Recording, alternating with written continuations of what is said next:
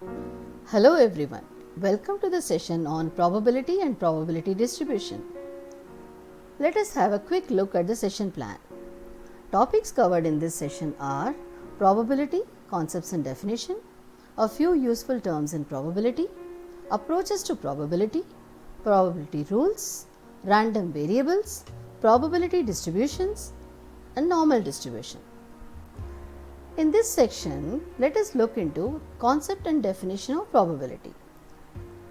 We begin understanding the concept of probability with a news flash. Warren Buffett, one of the richest men in the world, a philanthropist, recently sold his company's entire stake in 4 big airlines at a loss. Buffett said that the coronavirus has changed his thesis on the industry. A low probability event happened and it particularly hurt the airline business, Buffett said, noting that the crisis was no fault of the airlines themselves or their management teams. Stephen Hawking, the famous physicist and author, stated that we think that life develops spontaneously on Earth, so it must be possible for life to develop on suitable planets elsewhere in the universe. But we don't know the probability that a planet develops life.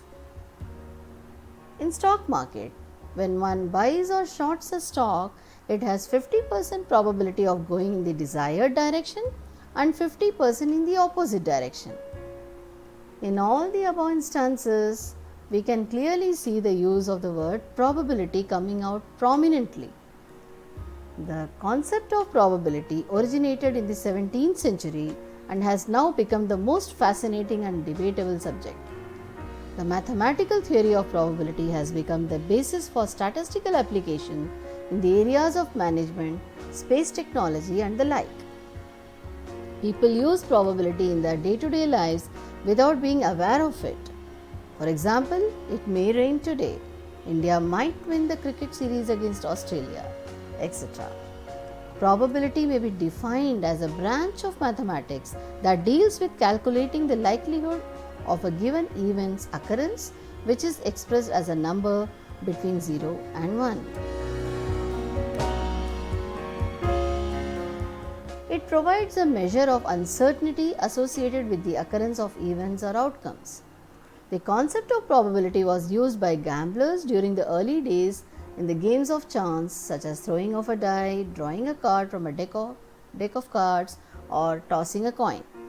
Today, it forms a very important part of the process of business decision making. The concept was developed by Jacob Bernoulli, Thomas Bayes, to name a few. Let us have a look at a few of the useful terms associated with probability theory. We start with the term experiment. Any operation or process that results in 2 or more outcomes is called an experiment. Examples of experiment being rolling an unbiased die is an experiment where the number that is to appear on the face of the die is unpredictable and subject to change. Tossing a fair coin is an experiment where the outcome, head or tail, is unpredictable. Random experiment is any well-defined process of observing a given chance phenomena through a series of trials that are finite or infinite and each of which leads to a single outcome. An example of random experiment being drawing a card from a pack of 52 cards. This is a chance phenomena with only one outcome. The possible outcome is the result of the random experiment. An example of possible outcome being picking a card from a pack of 52 cards and getting an ace or a jack or a queen or a king is an outcome. The term event is one or more possible outcomes of an experiment or a result of a trial or an observation. An example of event being getting heads in an experiment of tossing of a coin where the outcome is the coin getting heads or tails. 2 events are said to be mutually exclusive if the happening of any one of them precludes the happening of all others. that is, both the events cannot happen simultaneously in a single trial, and happening of one prevents the happening of the other, and vice versa. An example of mutually exclusive event being occurrence of a head or a tail in a toss of a single coin, as both the events cannot occur simultaneously. Two or more events are said to be independent if the happening of an event is not affected by the happening of the others. Just as in tossing an unbiased coin, a trial is not affected by the result of the previous or subsequent trials. The events therefore are independent. A complementary event is the number of unfavorable cases in an experiment, as in drawing a card from a pack of 52 cards, the event of getting an ace of diamond is only one, and that of getting the complementary, that is unfavorable event, is 51. In this section, let us understand the approaches to probability. There are three approaches to probability. The first approach being the classical approach to probability, expressed by the formula number of outcomes leading to an event divided by total number of possible outcomes. This is termed as a priori, or before performing the experiment. The second approach being relative frequency of occurrence, or empirical approach. It is based on historical data and is computed after performing the experiment, that is, experiments are actually conducted. Relative frequencies of past occurrences are the probabilities. The formula used in this approach being number of times an event occurred divided by total number of trials. The third approach to probability is subjective approach. While the previous two approaches help find objective probability, subjective approach is based on evidences available. It comes from a person's intuition or reasoning and is also called personal probability. It does not follow equiprobable pattern. Example of this approach being new product introduction, site selection decisions, sporting events, etc. Let's have a look at the illustration 01 and identify the approach to probability in the given examples.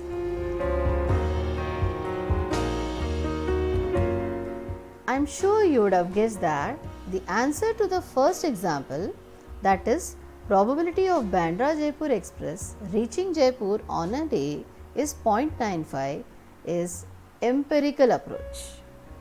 Answer to the second example, that is probability of getting a king of heart from a pack of cards is 1/52, is classical approach. Answer to the third example, that is probability of a student getting a CGPA of 8 is 0.98, is empirical approach. Answer to the fourth example, that is probability of the latest film of Akshay Kumar being a big hit at box office is 0.9, is also empirical approach. Answer to the last example, that is probability of life on Mars is 0.45, is subjective approach.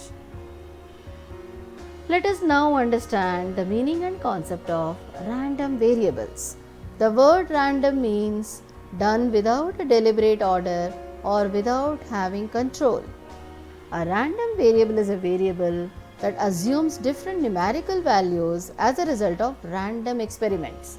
There are two types of random variables: discrete random variables, which assume a limited number of values that can be listed; continuous random variables, which assumes any value within a given range.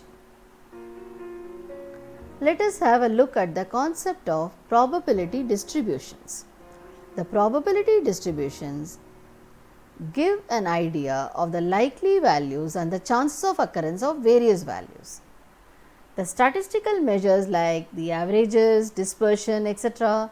not only give us the nature and form of the sample, but also help us in formulating certain ideas about the characteristics of the population. A more scientific way of drawing inferences about the population characteristic is through the study of theoretical distributions. There are two types of probability distributions, namely discrete and continuous. A discrete probability can take only a limited number of values which can be listed. Examples of this distribution being binomial and Poisson distributions. In a continuous probability distribution, the variable is allowed to take on any value within a given range. Normal distribution is an example of continuous probability distribution.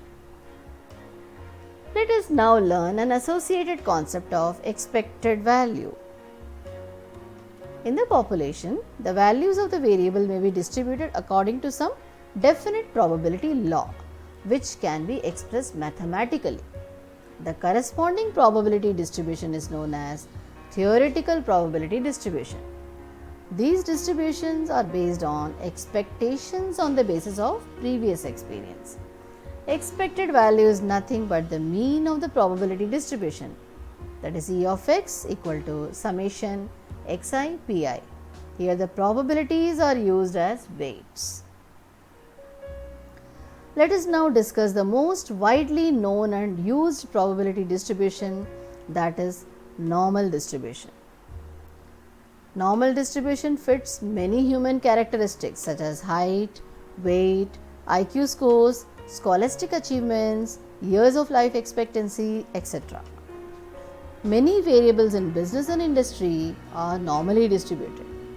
For example, variables such as annual cost of household insurance, cost per square foot of renting warehouse space, managers' satisfaction with support from ownership on a 5-point scale, etc. are all normally distributed.